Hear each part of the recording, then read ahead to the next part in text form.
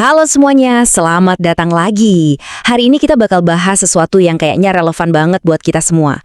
Gimana sih dunia digital ngelihat kita, dan gimana seharusnya kita ngelihat diri kita sendiri. Kita akan bedah sebuah panduan keren dari Mesah Jasmine yang nantang cara kita mikirin soal identitas di zaman algoritma ini. Oke, kita mulai dari sini ya. Pernah nggak sih kamu ngerasa kalau handphone kamu itu kayaknya kenal banget sama kamu? Kadang-kadang malah lebih kenal daripada teman dekat kita sendiri. Coba deh, renungin sebentar. Kalau ngeliat dari riwayat pencarian kamu, video yang kamu tonton, atau bahkan iklan yang nongol terus, kira-kira label apa ya yang udah ditempelin ke kamu sama dunia digital? Mungkin ada yang relate ya sama label-label ini. Soalnya, setiap kali kita ngeklik, nge-scroll, atau nyari sesuatu, tanpa sadar, algoritma itu langsung nyap kita dengan kategori-kategori kayak gini. Identitas kita yang rumit disederhanain jadi sekadar target pemasaran. Yap, buat algoritma, kita itu cuma sekumpulan data.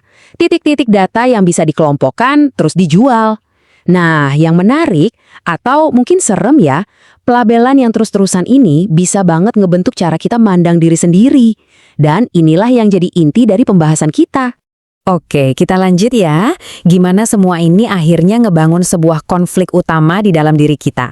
Bedanya antara diperlakukan sebagai produk sama dipandang sebagai pribadi. Sumber yang kita bahas ini nunjukin perbedaan yang tajam banget. Kalau produk, ya dia itu objek pasif. Nilainya tergantung dari seberapa berguna dia buat orang lain. Beda banget sama pribadi, yang punya nilai dari sananya, yang unik, dan yang punya jiwa. Dan kutipan ini ngejelasin semuanya dengan pas banget deh. Nilai sebuah produk itu sementara, ada syaratnya. Sedangkan nilai kita sebagai pribadi itu ya abadi dan mendasar. Terus gimana caranya biar kita benar-benar bisa ngerasain bedanya?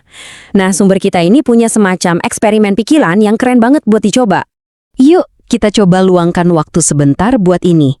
Pertama, coba bayangin semua label digital yang mungkin nempel di diri kamu. Udah, sekarang coba rasain bebannya. Gimana label-label itu seolah-olah maksa kamu jadi seperti itu. Nah, langkah terakhir, bayangin kamu lepasin satu persatu label itu. Buang jauh-jauh semua definisi dari luar itu. Jadi, intinya apa? Intinya ada di deklarasi yang kuat ini. Ini kayak tombol reset di pikiran kita, buat ngambil alih lagi kendali atas siapa diri kita sebenarnya. Oke, kita udah lihat masalahnya kan? Terus solusinya apa dong? Nah, mari kita lihat kerangka alternatif yang ditawarin sama sumber ini tentang dari mana sebetulnya identitas sejati kita berasal. Jadi, alih-alih kita dicetak massal sama data, ada gagasan lain yang jauh lebih personal. Idenya adalah kita itu ditenun secara pribadi. Keren ya metaforanya, pakai istilah sang penenun agung. Buat ngegambarin ini, teksnya ngutip dari Mazmur 139. Isinya tuh menekankan gimana kita diciptakan secara unik dan sengaja, bukan produk acak yang kebetulan jadi. Gagasan ini makin dikuatin lagi sama ayat inti lainnya, yang bilang kalau nilai kita itu udah ada dari sananya, tanpa syarat, bukan karena performa kita bagus atau data apa yang kita hasilin.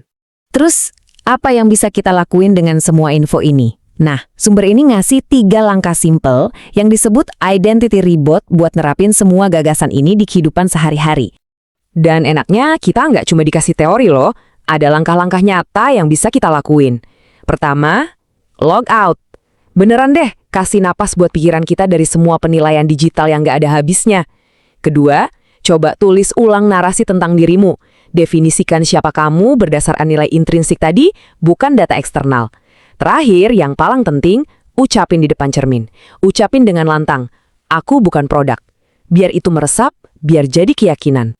Nah, dari semua pembahasan tadi, ada satu pertanyaan terakhir buat kita renungkan. Di tengah dunia yang terus-terusan coba ngasih kita label dan harga, di mana kamu secara pribadi memilih untuk menemukan nilaimu yang sejati?